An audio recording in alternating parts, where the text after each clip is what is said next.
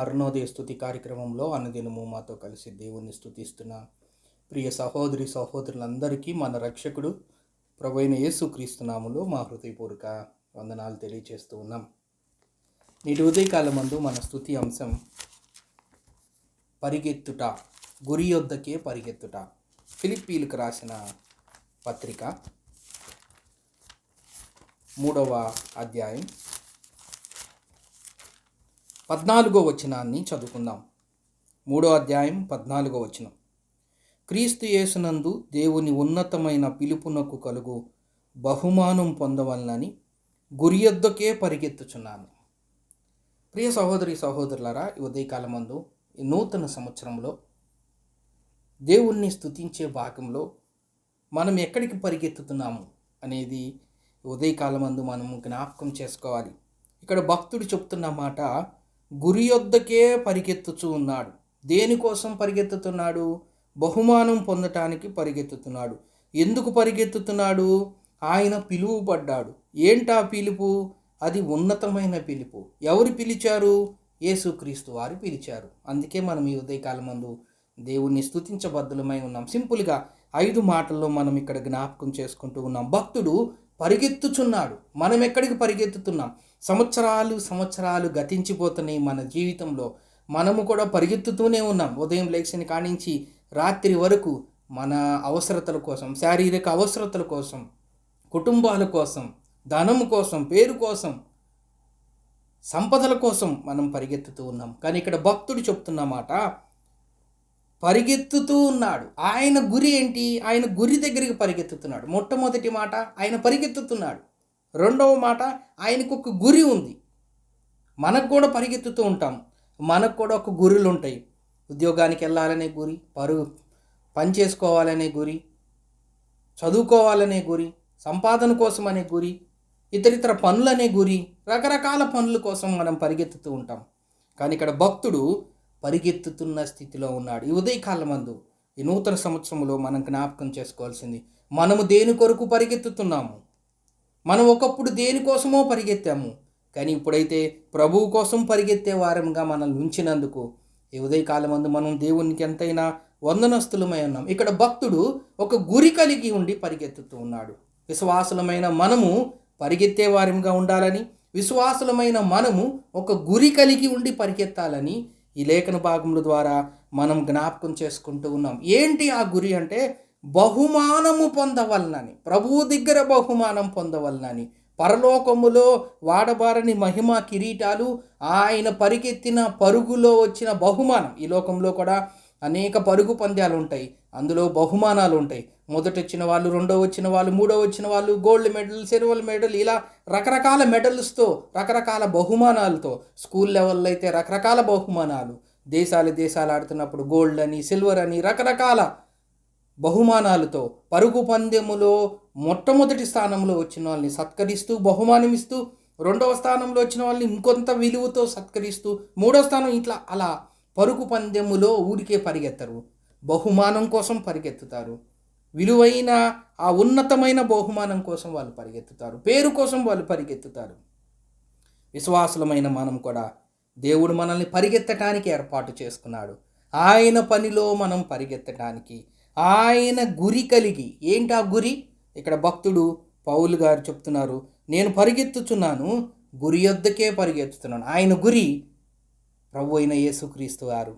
ఆయన గురి సువార్త ప్రకటించటం. ఆయన గురి అనేక మందిని ప్రభు వైపు నడిపించటం. ఆయన గురి యేసు ప్రభు మార్గంలో నడిచి వెళ్ళటం. అందుకే నేను క్రీస్తును పోలి నడుచుకున్న ప్రకారం మీరును నన్ను పోలి నడుచుకుని అని చెప్తున్నాను. ఆయన గురి సత్యములో జీవించటం. ఆయన గురి సత్యవంతుడైన క్రీస్తును లోకానికి చూపించటం. ఆయన గురి పరలోక పట్టణములో చేరటం, తద్వారా ఆయన బహుమానం పొందటానికి, పరుగు పందెములో ఆయన కూడా బహుమానం పొందాలని పరిగెత్తుతున్నట్లుగా చూస్తూ ఉన్నాం. ఎందుకు అంటే ఆయనకి ఉన్నతమైన పిలుపు, ఆయన పిలుపు పొందుకున్నాడు. ఎవరి పిలిచిన వారంటే క్రీస్తు యేసునందు దేవుని ఉన్నతమైన పిలుపు. ఆయన ప్రయాసపడి భారం మోసుకొనుచున్న సమస్త జనులారా నా యొద్దకు రండి అని ఆయన పిలుస్తూ ఉన్నాడు.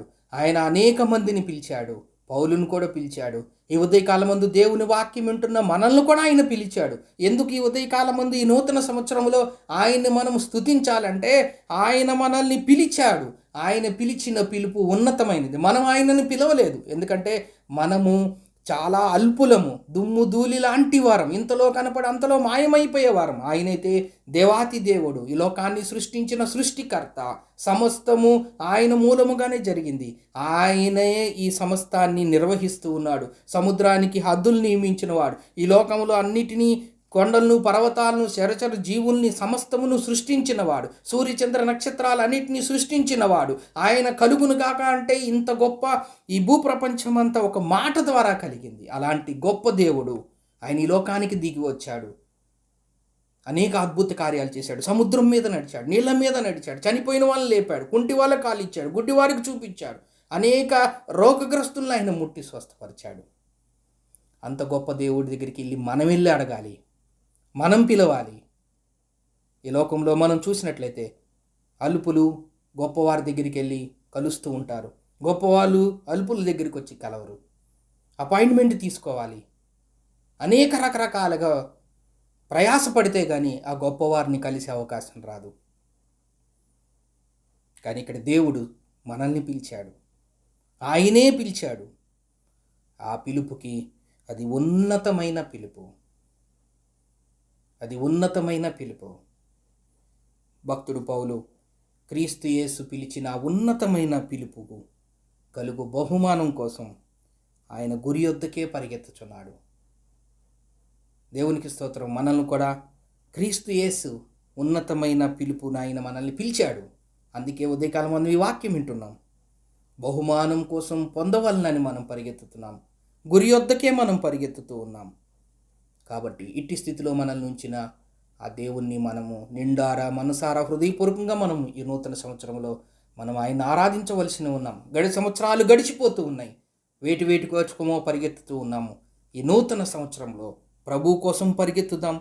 ప్రభు కోసం ఉన్న ఆ గురి యొద్దకే పరిగెత్తుదాం. ప్రభువు మనకి ఇవ్వబోయే బహుమానం కోసం మనం పరిగెత్తుదాం. ప్రభువు మనల్ని పిలిచిన ఉన్నతమైన పిలుపును జ్ఞాపకం చేసుకొని ఈ సంవత్సరం అంతా ఆయన కొరకు పరిగెత్తుతాం. ఆయన గురి పెట్టుకొని మనం పరిగెత్తుదాం. ఆయన మనకు బహుమానం ఇస్తాడనే ఉద్దేశంతో మనం పరిగెత్తుదాం. ఆయన యొక్క పిలుపును జ్ఞాపకం ఉంచుకొని పరిగెత్తుదాం. అట్టి స్థితిలో మనం ఉండి ఆయన మహింపరిచి ఆయన గణపరుద్దాం. దేవుడి కొన్ని లేఖన భాగములు మన కొరకు దీవించునుగాక. ప్రార్థన చేసుకుందాం.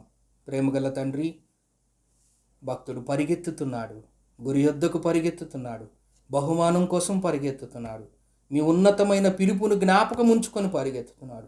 మమ్మల్ని కూడా మీరు పిలిచారు. బహుమానం ఇయటానికి మమ్మల్ని కూడా మీ గురి యొద్దకు పరిగెత్తే స్థితిలో మమ్మల్ని ఉంచారు. సంవత్సరాలు గతించిపోతున్నాయి.